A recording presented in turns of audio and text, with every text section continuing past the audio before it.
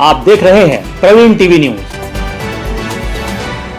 बुधवार को जबलपुर के सामाजिक कार्यकर्ताओं ने एक शिकायत पत्र के साथ एनसीईआरटी की किताबों का एक सेट कलेक्टर दीपक कुमार सक्सेना को सौंपा है। उन्होंने किताबों का सेट सौंपते हुए बताया कि इन दिनों मार्केट में एनसीईआरटी की नकली किताबें बाजार में बिक रही हैं। उनकी जांच करवाते हुए डुप्लीकेसी करने वालों पर सख्त कार्रवाई किए जाने की मांग की गई है। शिकायत करने वालों का कहना है कि किताबों पर वाटरमार्क नहीं है और कागज एवं प्रिंटिंग की क्वालिटी भी घटिया है।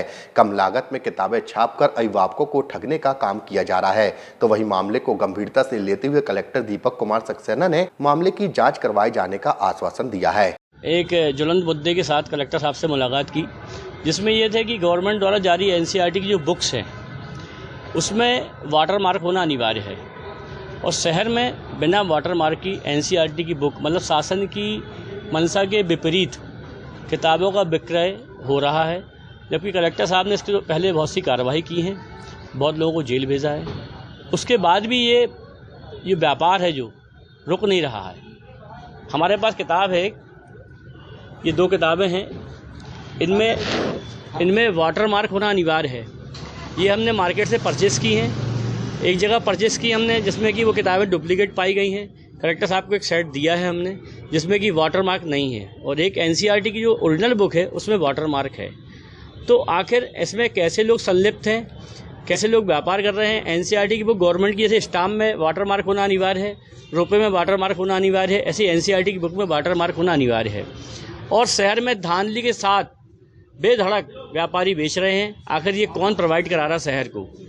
आखिर इससे शासन को रेवेन्यू का नुकसान हो रहा है। सरकार की जो मंशा है एनसीईआरटी जारी करने की, उससे रेवेन्यू जनरेट होती है, उनको रेवेन्यू की चोरी हो रही है। इस चोरी पर हम सब एक संज्ञान में लिया और कलेक्टर साहब को बताया। कलेक्टर साहब ने बताया कि हम सब इनको संज्ञान में ले रहे हैं, उस पर हम उचित कार्रवाई करेंगे। जो लोग इस टाइप का शहर में फर्जीवाड़ा कर रहे हैं उनके ऊपर सख्त कार्रवाई करेंगे, ऐसा उन्होंने आश्वासन दिया है। मैं अजय कुमार रावत। ये किताबें कहाँ से मिली आपको? कहाँ से? ये दुकानदारों के यहाँ मिल रही हैं। जैसे कि सेंट्रल बुक डिपो से किताब ली हमने, एक विनायक पुस्तक सदन से ली और भी बहुत जगह कलेक्ट की हमने। इन सब में ये किताबें मिल रही हैं जो कि एनसीईआरटी के नाम्स को पूरा नहीं करती हैं। किस सब्जेक्ट की है? कौन सी? ये इकोनॉमिक्स की है और ये इंडियन 1 है। ये 2 प्रकार 9th की है। ये मेरा बच्चा 9th में पढ़ता है।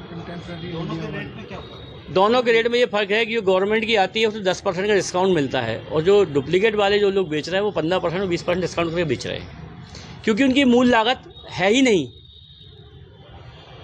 उनकी मूल लागत है ही नहीं ना उनकी। कुल मिलाकर कहा जाए कि इसमें खाली पन्नों का फेर है कि इसमें पूरी पढ़ाई में भी अंतर? नहीं, डुप्लीकेसी करने वाले ने बहुत चालाकी डुप्लीकेसी करी है।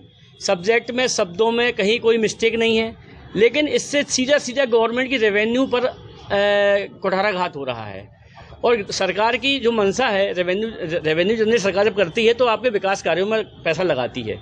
जब हमारे लोग ही चोरी करेंगे, हमारे व्यापारी ही चोरी करेंगे तो रेवेन्यू सरकार को नहीं मिलेगी।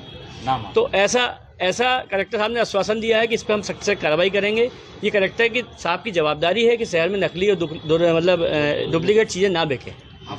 मेरा नाम अजय कुमार रावत, समाज सेवी।